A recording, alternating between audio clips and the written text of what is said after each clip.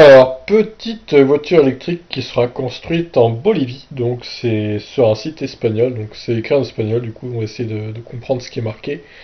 Donc déjà il y a une photo de cette magnifique voiture, comme vous pouvez le voir. Oh, ça donne envie, hein, c'est... c'est magnifique, c'est magnifique. Comment on peut faire une voiture aussi peu large en fait? C'est bluffant. Donc alors, qu'est-ce qui est dit? Donc elle sera produite en Bolivie. Bolivie, il y a pas mal de lithium pour produire les batteries. Il y avait un reportage sur la 2 d'ailleurs. Je crois que je l'avais diffusé sur la chaîne.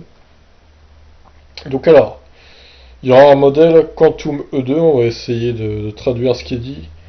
Et il y a un E3 apparemment. Alors elles pourront embarquer 3 personnes. Donc une à l'avant et deux à l'arrière, j'imagine.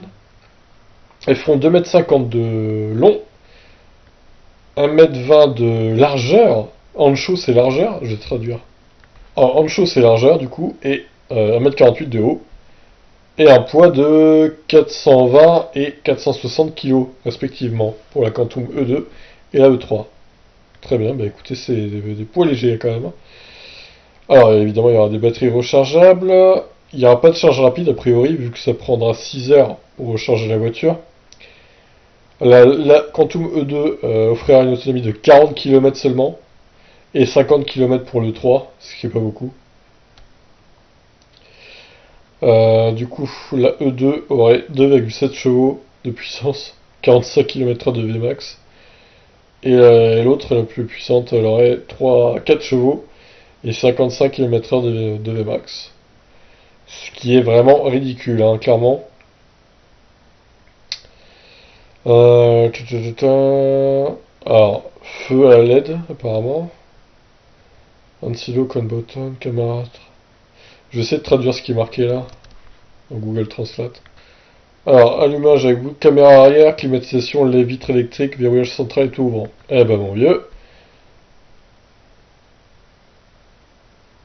Alors, je vais traduire ça également parce que là c'est compliqué. 60% des composants de ce véhicule urbain seront importés, les 40% seront fabriqués localement.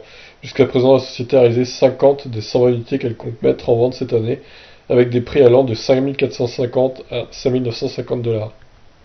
Ok. On va également traduire le dernier paragraphe. C'est peut-être la première étape de la fabrication à grande échelle en Bolivie. Il convient de rappeler que les réserves de lithium de ce pays sont parmi les plus importantes du monde et que le pays se prépare à produire des piles contenant ce minerai. Franchement, ça traduit plutôt bien Google Translate. À noter quand même. D'habitude, c'est des traductions de merde, mais plutôt pas mal là.